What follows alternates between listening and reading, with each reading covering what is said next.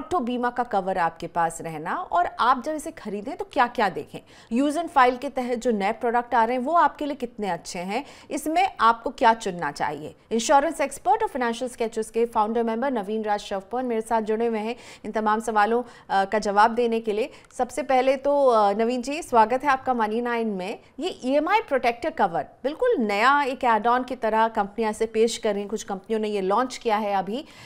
इसमें आप क्या देख रहे हैं, इसकी क्या खास बात आपको लगती है और किस तरह का ये प्रोटेक्शन देगा ये EMI प्रोटेक्टर कवर, और आपको क्या लग रहा है इसे किसे खरीदना चाहिए? नमस्कार प्रियंका जी, धन्यवाद अपने शो में मेरे को दोबारा से इनवाइट करने के लिए। आपने सही बोला, आज की तारीख में IRDA IRDA ने काफ़ी ऑप्शंस दे दिए हैं, like insurance motor insurance company को, जनरल इंश्योरेंस कंपनी को, कस्टमर के बेहतरी के लिए। तो जैसे कि अभी आप ही ने बताया कि बहुत सारे आंकड़े कहते हैं जिसमें काफ़ी गाड़ियां अभी भी इंश्योरेंस के बिना सड़कों पे दौड़ रही हैं, उसके लिए कुछ एड ऑन्स कवर और कुछ नए तरीके के इंश्योरेंस डाले हैं, जैसे EMI प्रोटेक्टर उसमें एक नया विकल्प है। EMI प्रोटेक्टर जैसे कोई भी गाड़ी लेता है तो EMI पे खरीदता है, उसकी किस्तें बांधता है। अगर मेरी गाड़ी खराब हो जाती है और उसमें कई बार इंश्योरेंस को ठीक करने के लिए वहां से 20-25 दिन, 1 महीना 2 महीना की वेट करनी पड़ती है, उस दौरान मैं EMI तो भरता हूँ अपनी गाड़ी की, बट अनफॉर्चुनेटली मैं उसको इस्तेमाल नहीं कर पाता। तो उसको कवर करने के लिए EMI प्रोटेक्टर मार्केट में उपलब्ध है। अब कुछ कंपनियां इसके साथ नए विकल्प के साथ आई हैं। ये EMI प्रोटेक्टर अभी सिर्फ 2-3 कंपनियों ने ही शुरू किया है फिलहाल, जिसमें HDFC अर्गो है, SBI जनरल है और यूनाइटेड इंश्योरेंस भी है। और धीरे धीरे आशा करते हैं कि और भी कंपनियां इसके साथ आएं। एक नाम मैं और जोड़ना चाहूँगी, ICICI लोम्बार्ड में पढ़ रही थी, वो भी ये EMI प्रोटेक्टर कवर लेकर आई है। अब ये समझाइए कि आपने कहा कि आपकी गाड़ी खड़ी है, इंश्योरेंस जो है वो वक्त ले रहा है उसे ठीक करने में, तो वो कौन कौन से सिचुएशंस होंगे जहाँ पर आपको EMI प्रोटेक्टर का फ़ायदा मिलेगा, और ये फ़ायदा कैसे मिलेगा? तो कंपनी क्या करेगी, वो इन EMIs को पे करेगी, फिर एज अ कंज्यूमर मुझे उसको कैसे पे बैक करना होगा, कब क्लेम हम ले पाएंगे, वो पैसे मुझे वापस भी तो करने होंगे कंपनी को, राइट? बिल्कुल सही। तो EMI प्रोटेक्टर एक एड ऑन कवर है। मैं जो अपनी गाड़ी का एक कॉम्प्रिहेंसिव कवर लेता हूँ, इंश्योरेंस लेता हूँ, उसमें मुझे एक एड ऑन कवर देना पड़ेगा। जब भी हम एड ऑन कवर लेते हैं उसकी एक एक्स्ट्रा वैल्यू हम उसमें ऐड करते हैं। तो ओके। जितनी भी मेरी IDV होगी उसका 0.25% के आसपास मेरा एड ऑन कवर का कॉस्ट आएगा EMI प्रोटेक्टर का, पहली चीज। दूसरी चीज, कम से कम 21 दिन तक अगर मेरे को मेरी गाड़ी ठीक होके नहीं मिलती है और वो इंश्योरेंस के दायरे में रहती है, तो उसके बाद EMI प्रोटेक्टर काम करता है और अगले महीने के EMI, मतलब जो भी मेरी गाड़ी की किस्त है, वो मुझे नहीं देनी पड़ेगी, इंश्योरेंस कंपनी देगी। इसमें 2 महीने का EMI इंश्योरेंस कंपनी देती है मैक्सिमम। और उसके अलावा ये EMI प्रोटेक्टर ज्यादातर जितने भी कमर्शियल व्हीकल ओनर्स हैं उनके लिए फायदेमंद है। ओके, तो आपको 2 महीने की राहत मिल जाएगी कि आप उसको EMI को अगर पे नहीं करना चाहें तो, लेकिन आपका इसका जो खर्चा है वो आपके प्रीमियम में जुड़ा रहेगा, तो हो सकता है आपका प्रीमियम थोड़ा, ये एक एडिशनल कवर जो आप लेंगे तो बढ़ेगा।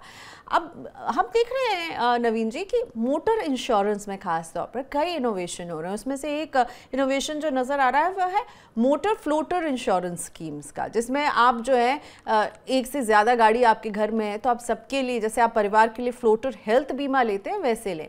इसको आप कैसे देख रहे हैं, ये कितना आपको लग रहा है यूजेबिलिटी पॉइंट ऑफ व्यू से इस फ्लोटर प्लान को आप कैसे देखते हैं? मैं हमेशा जनरली ये बात करता हूँ कि इंश्योरेंस, हमेशा किसी भी तरह का इंश्योरेंस लें उसका एक पर्पस डिफाइंड होता है। तो फ्लोटर पॉलिसी बहुत अच्छा विकल्प आया है उन लोगों के लिए जिनके पास एक से ज़्यादा गाड़ियाँ अपने नाम पर हैं, अपने घर में हैं, और उन सब की गाड़ियों की इंश्योरेंस की डेट अलग अलग है। अगर सपोज एक इंडिविजुअल के पास 3 गाड़ियां और तीनों की गाड़ी की अलग अलग डेट है, तो उसको याद रखना कि कब किसका इंश्योरेंस खत्म हो रहा है, मेरे को रिन्यू कराना है, उस झंझट से बचने के लिए फ्लोटर ऑप्शन आया है। तो मेरे को एक साथ ही तीनों गाड़ियां मैं एक साथ इंश्योरेंस कवर कर सकता हूँ। मेरे को रिन्यूअल डेट मेरी एक ही रहेगी जिसमें मेरे को तीनों का एक साथ रिन्यू हो जाएगी गाड़ियां।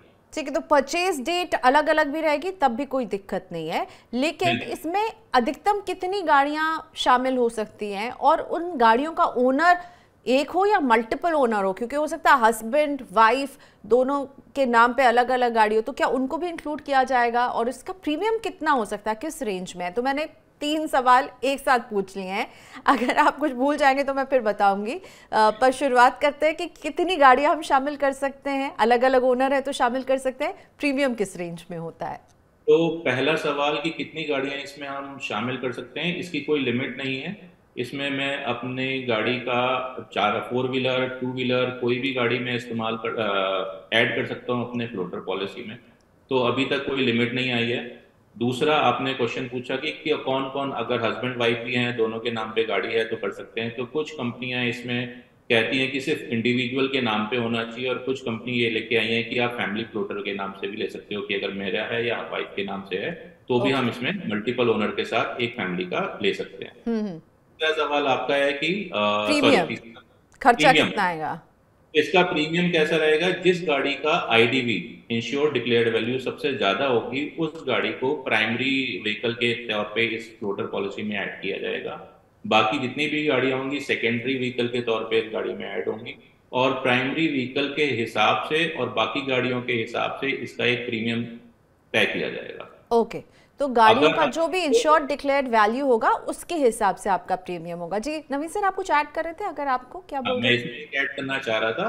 तो जैसे मैंने स्टार्टिंग में बोला था कि पर्पस डिफाइंड इंश्योरेंस लेना बहुत जरूरी है, तो ये नया विकल्प बहुत अच्छा है, बट ये सबके लिए भी अच्छा नहीं हो सकता है। रीजन बिहाइंड, क्योंकि इसमें अगर मैं फ्लोटर पॉलिसी लेता हूं तो जैसे मैंने बोला कि प्राइमरी व्हीकल का आईडीबी के हिसाब से इसमें सम एश्योर्ड होगा और उसका प्रीमियम होगा।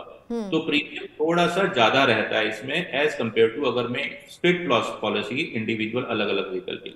ओके। मगर साथ में मेरी 3 गाड़ियां हैं, तो 3 गाड़ियों का मेरे को प्रीमियम याद रहना चाहिए, रिन्यूअल डेट याद रहनी चाहिए, तो वो मेरे लिए एक सहूलियत है। तो बिल्कुल, तो दोनों ही बातें हैं, कुछ चीज़ें जो आपके फेवर में होंगी, कुछ चीज़ें शायद आपके फेवर में नहीं हो। अब ये अगर कोई फ्लोटर प्लान लेता है तो उसमें जो है थर्ड पार्टी इंश्योरेंस और ओन डैमेज किस तरह से कवर किया जाएगा?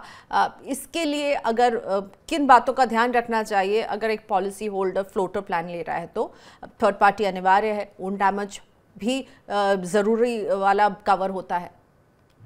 तो जैसे मैंने पहले बताया आपको कि इसमें जो मेरी सबसे महंगी आईडीवी होगी जिस व्हीकल की, उसको प्राइमरी रखा जाएगा व्हीकल, और उसके बेस पे मेरा बाकी गाड़ियों का भी, बाकी व्हीकल्स का भी प्रीमियम कैलकुलेट होगा। तो ऑन डैमेज भी मेरा सम एश्योर्ड उतना ही होगा जितना मेरा हाईएस्ट आईडीवी है। और थर्ड पार्टी में इंडिविजुअल्स अगर किसी दूसरी सेकेंडरी गाड़ी में भी कोई अगर क्लेम आता है तो वो उसके हिसाब से उसमें पे किया जाएगा। थर्ड पार्टी उसमें इंक्लूडेड होगा, राइट? या फिर अलग से थर्ड पार्टी करना होगा, या इस पूरे प्लान में?